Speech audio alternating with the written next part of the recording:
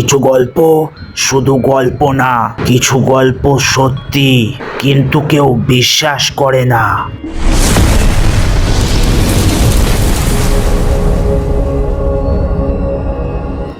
গতকাল একটা অজানা নাম্বার থেকে রাত 2:17 আমার ফোনে একটা কল আসে।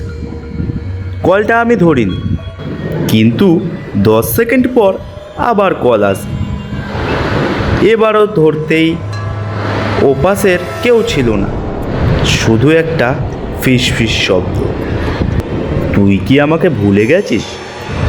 সবচেয়ে ভয়ের ব্যাপারটা হলো এই কণ্ঠটা আমি চিনতাম, কারণ এই মানুষটা 3 বছর আগেই মারা গেছে।